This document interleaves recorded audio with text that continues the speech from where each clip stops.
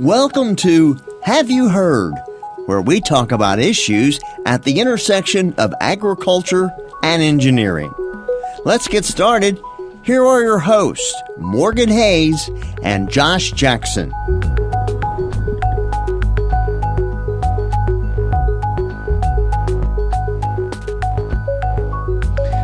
Welcome to the Have You Heard podcast. This is episode number 4. Tonight we're going to start our show with what's happening on our farms, and then we're going to discuss cattle breeding, and specifically we're going to have a discussion about AI versus bulls and our preferences. I'm Morgan Hayes. I'm an assistant professor in the Biosystems and Ag Engineering Department at the University of Kentucky.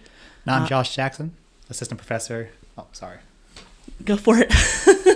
And I farm in Boyle County. We have a commercial cattle and hay operation there. And I'm Josh Jackson, assistant professor in ag engineering and specializing in precision livestock farming. And I farm in Mercer County with about 40 head of Angus cattle and focus on Angus cattle production and hay production. Okay, Josh. So let's start out with what's happening on our farms this week. We missed Thanksgiving, so we've really had about a 2-week stretch here where we've been doing some things. So let me know what's been happening at your farm. So we've just gotten through with AI and all the cows. So we had them synchronized for Black Friday. And so some came in that Thursday and then a couple of Friday. Then we also have been doing some fencing. So fencing has also been on because we've had really nice weather here. It's been fairly dry. And we actually put our spring group of cattle back onto one of our old hay pastures or our hay pastures, hay/pasture areas, because it's such nice weather. We want to try to utilize that as much as possible so we can really get it ready for putting down some clover seed. Awesome. Yeah, that's really good. What kind of fencing have you been doing? We've been just doing some fixed knot high tensile, fixed knot woven wire, and we've been putting it down because of the goats. We had some issues, and so we're just going with the woven wire, low maintenance. Just put it out there and hopefully keep the goats in and keep everybody happy. There you go. Those goats are tricky animals, aren't they? All those small ruminants are. Yeah, the smaller ruminants, the cattle, they'd always been fine. We had the calves, go through the high tensile electric fence, here every now and then, but the goats were, they were just having a heyday. So literally a heyday. It's kind of ironic. On our farm this couple weeks, we also have done some fencing. We actually got all of our fencing done at the house, minus a couple strands of interior smooth wire electrified fencing that we haven't put up yet. But we do have all of our perimeter fencing there done, which is a big step in the right direction. We also finished bush hogging. My husband cleaned off the bush hog last night. The weather has been beautiful. Actually, we've missed a couple potential rains, and the ground is solid enough right now to get out in the fields, which is really nice. I was afraid after a couple rains we had in November that we were done with any sort of tractors in any fields. And then what else have we been doing? We've been very busy just sort of getting things cleaned up from the summer. We were a little bit behind on some of that stuff, and so getting some of that done as well. Yeah, you maybe mention we were trying to get some trucks out there right now to get some lime put down. Yeah, well, this would be a perfect time if you hadn't finished getting lime out and you could get someone out there in the next couple days. Actually, it looks like we're going to stay clear through at least most of the weekend, so that's another benefit. We'll have a couple more days to get some things done. But the other things we've been doing is we've been moving our cattle around. I think I suggested that last time that we were going to get a couple more cows moved so that we could use some more stockpiled grasses, and we're really looking like at least our spring herd is going to stay on grass until Christmas. Oh, that's great. Yeah, that's great. Positive. Okay, so let's talk a little bit. Today our conversation is about cattle breeding, how we handle our cattle, how we manage breeding. And I know that you're using AI as your primary breeding method, at least here for the fall calvers. Yep. We've been using AI for quite a while now. So pretty much when I was growing up, I was trained to AI cows when I was 13 or 14. And I went to the AI school. It was a 2-day school put on by, I think it was, I can't think of it right now off the top of my head, but we went through the AI school, learned how to AI, but we traditionally had done heat detection. So we had always been out there with the cattle doing heat detection. When all of us graduated from college, got jobs, it was harder for us to get the heat detection done. And actually, the other challenge was getting each individual animal up when we needed to. So then we switched actually to doing a lot of synchronization just from a time saving standpoint. So if we get all the cows up at once, granted we get them up a couple of times. So it was the 16th and the Tuesday before Thanksgiving, then right there, and like for the Thanksgiving Day, and then all the rest Black Friday. Right. So it was for us. We look at it as kind of a time saving. We also have the Angus herd, so we're trying to use some of the best bulls from across the nation. So for us, it's kind of we're really trying to focus on high quality bulls, high performance bulls, and plus we have ones that we allocate to each one. We try to say, okay, well, this one needs a little more muscle. We'll give her a higher muscle bull, or this one needs some growth potential.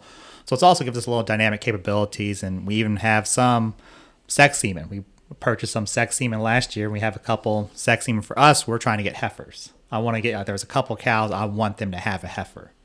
So we have good breeding stock. So that's the way we approached it for a number of years. I know you guys are different, using more traditional natural service bulls. Yeah, we focus on natural service and for a couple of reasons. One, we're still fine-tuning what we want our heterosis to look like in our herd. We have a commercial herd, so we're using bulls because we're looking to bring in different genetics to try and get the right style of cow. And so right now we have a lot of young cows, so we're looking for terminal sires right now, and then we'll turn back and we'll bring in some maternal lines again in probably 2 or 3 years and be looking to build some heifers out of that group. But my husband likes a freemier cow, which I think is maybe a little bit unusual. We like a taller, larger animal, at least a longer animal. It doesn't necessarily have to be, as tall as me, but it has to be, long enough because we want that longer frame to put some meat on. And that's sort of our goal. And it's also the style of cow just visually that we enjoy looking at, which at this point in in the market, there's only so much money that you're going to make anyway. And it's not very much right now. So you better enjoy what you're doing.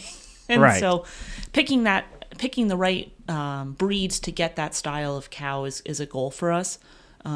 And also we like color in our animals. That's not necessarily good for the market, but I like gray cows, so I like some Charolais mixed into my herd. Like the Smokies. I like smokes, and that's just a personal thing for me. So we end up with some different genetics and maybe a little bit trickier where you're looking for one specific breed and you're looking at one that has very strong EPDs. We're looking at multiple breeds and bringing them in and trying to pick out bulls based on multiple breeds.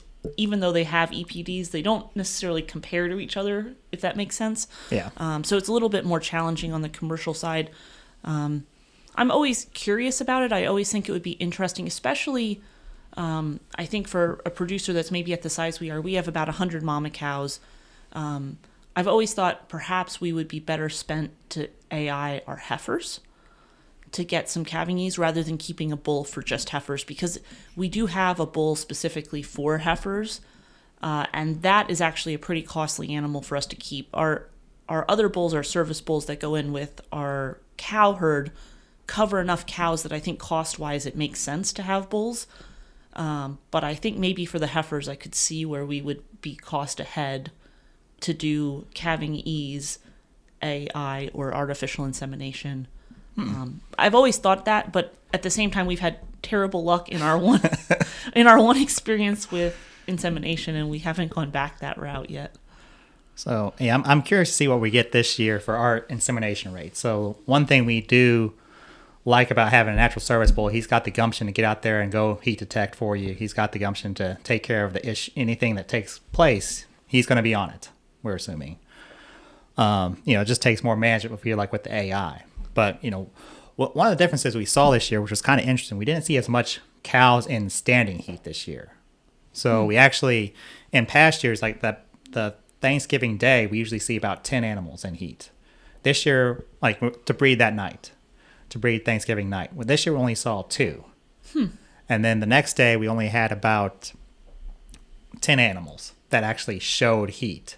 Whereas in past years, that's been about 16 or so. So we had 14. Usually we have 10 to 14 on that Thanksgiving night. And so our percentages of cows showing heat this year, it went from, last year was 60%, and this year was down to, it looks like 23%. So I don't know why they weren't quite showing heat. But we looked through our records and, we had ones that weren't showing heat in past years and they still bred.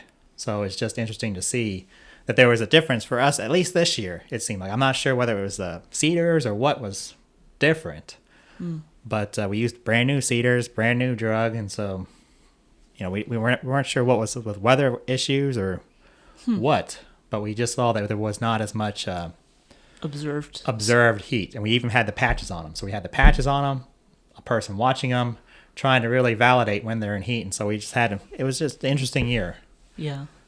Well, I'm hoping you get good breeding rates despite that. And I'm sure that some of them will actually be bred, even though you didn't see that. It's interesting. You actually keep record of that from year to year. So how do you keep that kind of record? That's not a typical record that a lot of people have software to manage. So how do you track some of that? Some of that, we actually print out an Excel sheet when we're actually breeding our cows. So we have an Excel sheet, who bred it, when they bred it. We try to really monitor like at what rate are we breeding the cows. So we try to keep it within 5 to 10 minutes is our cycle time, because we don't want to spend too much time, because then you're out there all day, a Black Friday, just breeding cows. So we try to make sure we're not wasting a bunch of time out there, but try to make sure we're efficient, or the areas for improvement when we're breeding the cows. Is what's slowing us down. So that's one aspect. So it's kind of, we have everything in Excel and just trying to look for bottlenecks in our system. Interesting. Everything we put is like each cow, it's an Excel sheet. We have all the animals as we line them up in the chute. So we have a palp case. We're able to get in there, but we have a queue essentially for the animals. Interesting. As well. So who's coming up next, who's after that, so we can get all the straws ready and have everything pretty much ready to go. We try to wash all of our equipment between each use, we do wash all our equipment between each use. Right. So let me ask you this question. So you said you were trained, I assume, like Select Sires or one of those companies. It was Select Sires, yeah. Kim That's who I was trained with too. And then my question is, all of your brothers were also trained, or one of my other brothers was trained, and then the Katie Jackson was also trained. So a sister-in-law. Sister-in-law, yeah. So the two of us, like my twin brother and I, were both trained, so we're able to go back and forth between our. Each one of us is interchangeable, and then Katie can just pitch hit when needed. So do you guys note who actually does the breeding, so you can see who has better rates? We actually note who does the breedings. Yes. Who's better at it year in, year out?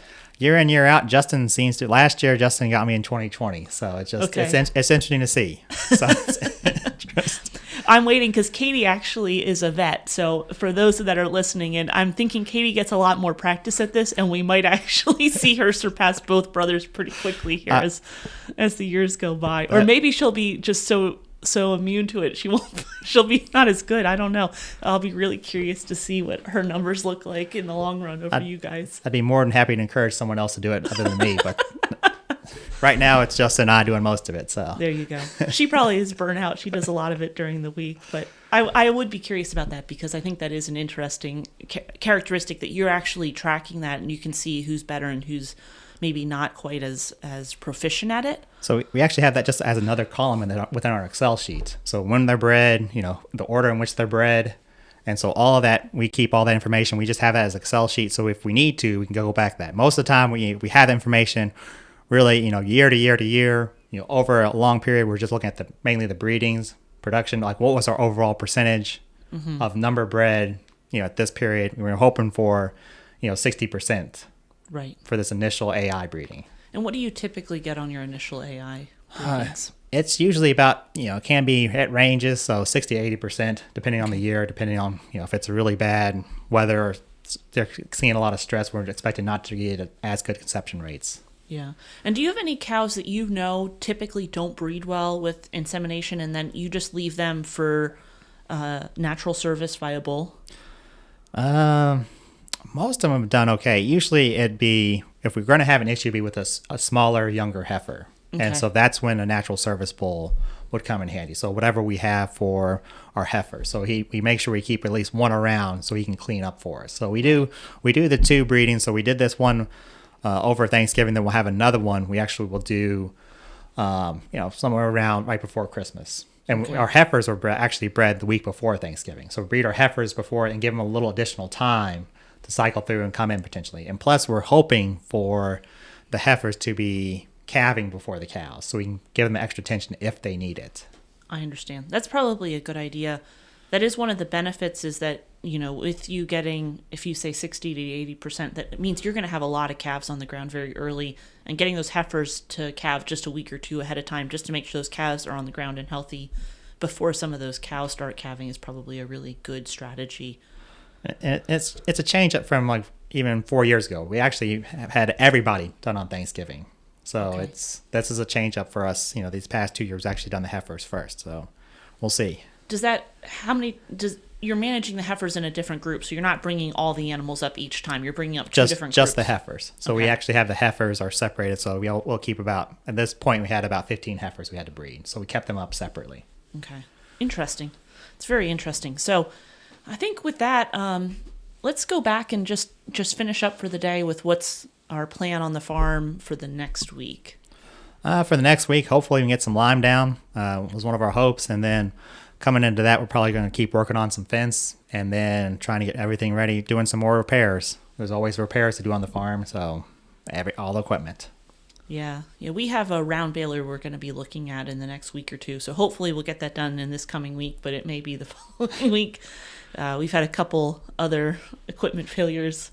A car lost a water pump yesterday and some things like that. So we have some other work that has to be done, farm-ish, but not entirely farm-related. Yeah, we're the same. We have a baler issue, so we got to do belts and same fun times. Yeah, those balers, the key on a baler, at least in my opinion, is that, when it's time to bale hay, you can't have a failure. So it's the preventative work is really important on them. So that's one of our high priority items. And then, of course, we have our bulls in right now with our fall group, and our spring cows are out on grass, but there's still a little bit of rotation to do with some of those animals. Also, one other thing we're going to try and get done this weekend is some manure spreading. Oh, okay. I'm kind of excited about that. I didn't think we were going to get any manure on this fall. It's been a very wet fall, and sort of an unusually wet fall. And typically this is our best season for spreading manure. And we had some stockpiled from our winter feeding areas, and we didn't think we were going to get it cleared out this winter. But we are going to try and get most of that spread Saturday and Sunday. So hopefully we'll get that done. Fingers crossed. Fingers crossed. Yeah. Well, best of luck with that. Thank you. And with that, we'll end for the day, and we'll see you guys here for the next 2 weeks. We're going to talk about how Josh and I got into farming and into engineering, which is kind of an interesting story. So that's what we'll have for you here in December for the next couple weeks. We'll see you then. Bye. All right. Bye.